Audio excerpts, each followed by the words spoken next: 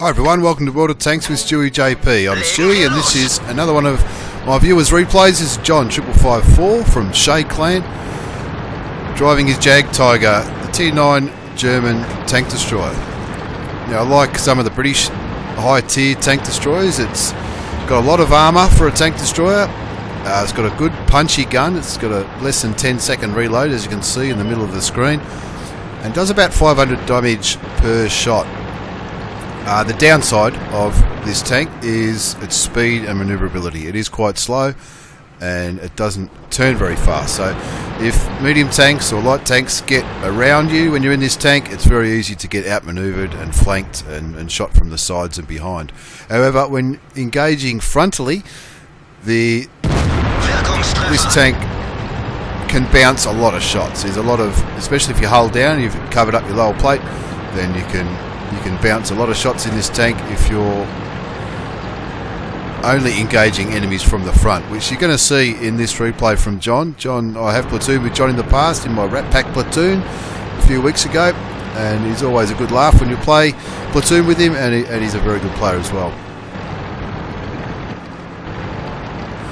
In this game, this is an assault game. I haven't played an assault game for a while myself, but the object of the game is to kill all of the enemy tanks or capture the one base which is in the middle of the city. And the enemy side, it's their job to defend the base or kill all of your side. John was spotted early back when he was out in the field, but now he's moved up towards these hills and trees where he can get a bit of cover using the hills and hopefully some camouflage. It's a pretty big tank to try and rely on camouflage using the bushes, but we'll see here. John gets into a pretty good position and his aim is to snipe away at the enemy tanks. So you can see there he's bounced a shot. It was only from an IS Tier 7 Russian heavy tank. He takes a blind shot there. I don't know if that hits or not, but you can see he's already done over 1,000 damage early in the game. That brings it up to 1,600. Now, as I said earlier, the weak thing about this tank is its manoeuvrability. So even though it's a city map, John's doing the right thing and not going into the city where the enemy heavy tanks and medium tank would be able to flank him and get around him. And once, as I said earlier, once they're behind you or to the side of you, because this tank obviously doesn't have a turret, they're just going to farm damage and pump a heap of damage into you from the sides and the back. I was talking about the armour a few minutes ago. It just bounced a shot from an IS-3 frontally, so it's the good thing about the position John's in now, apart from already putting in 3,500 damage, which wouldn't be a bad game at Tier 9. Wouldn't be an excellent game, but it'd be a pretty good game. Only a couple of minutes in, he's already got himself a kill, 3,500 damage, and he's still in a position where he can see all of the enemy tanks. As I said earlier, you really don't want to get flanked in this tank, but if you can keep all the enemies in front of you, then you can just keep pumping the damage in. That was a pretty unlucky bounce there onto the Super Pershing, but we all know Super Pershings have pretty good armour, especially at the front of their tanks. Now, all through this game, it's a spoiler alert I guess, but all through this game, John's team struggle. We're down 2 tanks now, and we never really recover that loss in this game. He puts another 500 damage into the KV-5, which for a premium tank is very heavily armoured and pretty good tank. I don't have a KV-5, but everyone who's got one tells me it's really good at bouncing shots, but John's just pumping damage into that KV-5. Misses that blind shot there, but always worth it. So it's less than 10 seconds to reload in this tank, so if you do think you know where the enemy is and you want to put a blind shot into him, then it's worth it, because you don't have to wait too long to reload, unlike some of the big heavy tank destroyers. Now John's consolidating his position here, using the undulation of the hills as a bit of cover, He does have good frontal armour, so he can afford to poke out and take the occasional shot, which is exactly what he's doing and exactly what he should do. His team are down by 3 tanks now. Make that 2. And he knows he's been spotted because he's got 6th sense. The guys, John's teammates in the city, they are doing the best they can, but they're heavily outnumbered. And it looks, looking on the map, it looks like the enemy tanks in the city do have better position than John's teammates. Keeps bouncing that tier 9 medium tank, who's also having a good game on the enemy team, the Object 432. He's already picked up 4 kills. But John's going to need to do better than 4 kills to carry this game. There's only 2 of them left. John and his Jadgtiger, tier 9, and the tier 8 IS3, who hasn't had a bad game either. He's picked himself up 3 kills. But they're heavily outnumbered. It's 2 versus 5. And the IS3, looks like the enemy are all focusing on the IS3. Now it would be tempting for John to just rush forward and try and help him, but he knows as soon as the enemy tanks have a chance, they'll get around him, because John's on pretty much full health. He's only really taken 1 shot, which was only for 250 damage from that Tiger P earlier. John knows that if he gets into that city and gets surrounded, then it's game over. He takes his revenge on that Tiger P, but his teammate in the IS3 is killed, and now it's 1 versus 4. Pumps another shot into that IS3. You can see he's got over 6,000 damage now, and this is where things get interesting. It's 4 against 1.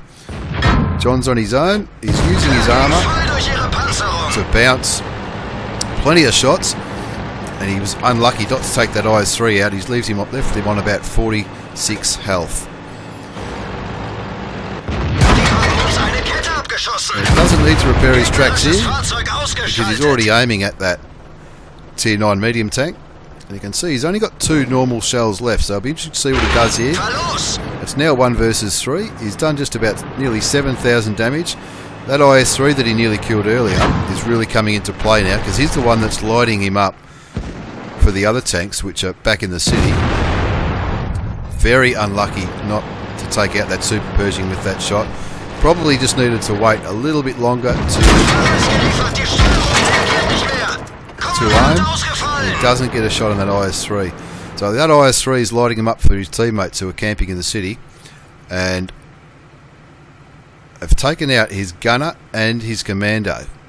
John does the right thing, replaces his commander, which will give him the extra view range. Sorry, it wasn't the gunner that was taken out, it was the driver. Doesn't take the driver out because he knows he's not going to be moving too far anyway. Gets tracked again by the IS3. But snipes the E4 out. And he knows there's a pretty good chance he's going to fix his track before the IS3, which is lighting him up, reloads. Now, I don't know how John was going during this game, but if this was me, my heart would be pounding at about 1,000,000 beats a minute.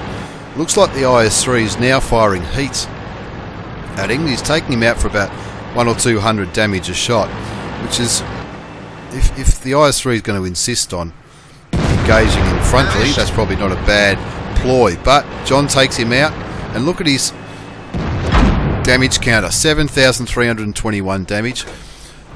Unbelievable WN8 rating for this game, and now it's 1 versus 1. John's on 457 health, and it's that IS3 which is on 46. Now, because he's got a dead driver, he's driving quite slowly. He's loaded HE, because he doesn't really need to penetrate a shot. HE will probably do the job against this tank. He's just trying to get a sneaky shot at the top of his turret. He's driving really slowly, but he's doing the best he can. One of his teammates has put in the chat there's only 50 seconds left. I think it's down to in the 30s now, but it's only a 10-minute game, these assault games. So is he going to go hell or high water? Is he going to go for it? Looks like the other bloke might. John takes him out with his HE round, 46 health, wins, carries the game, and a WN8 rating of over 10,000, well over 7,000 damage done. And have a look at the battle results screen.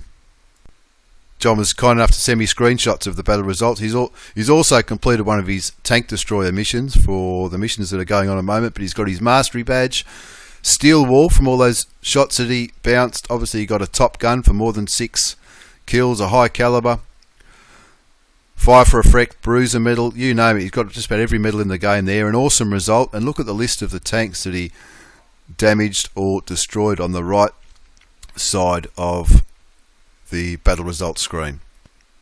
That's 11 tanks out of the 15 enemy tanks he's caused some kind of damage to, or killed, or both. Awesome result there from John. That was an amazing game. Completed his mission as well, which is always a good thing, and picked up a swag of medals. What an awesome result. And moving on to the second battle result screen, just under 8,000 damage. That's an amazing result in any tank, in any tier. Nearly 8,000 damage, 7 kills, 1,504 base experience. That's massive. That's without the ×2 multiplier or a premium account.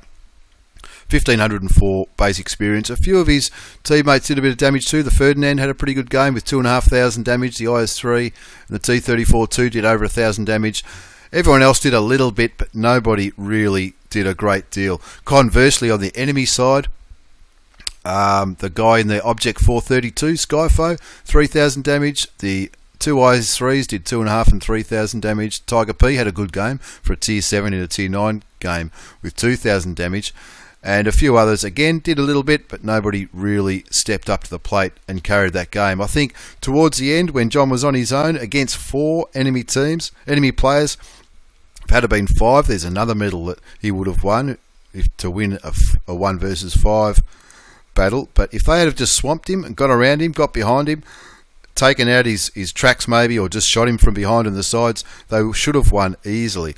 But they didn't.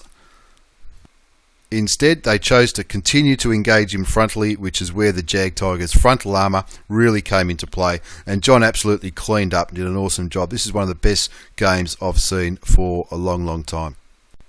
And moving on to the last page of the battle results screen.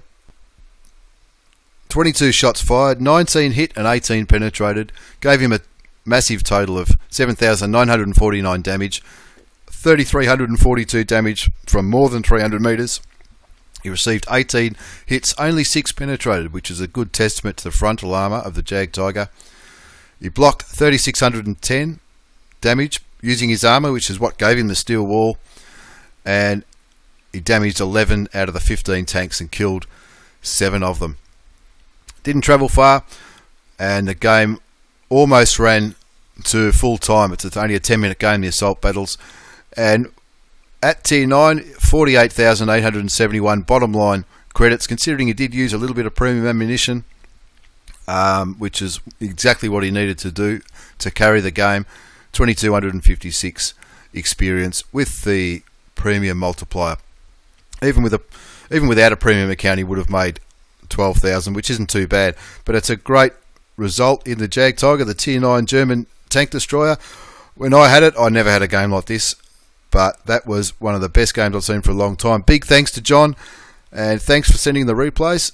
Don't forget you can send in your replays, and depending on how they go, once I hit 100 subscribers, we'll be giving out some gold and credits packages. Anyway, hope you've enjoyed this replay. I certainly did.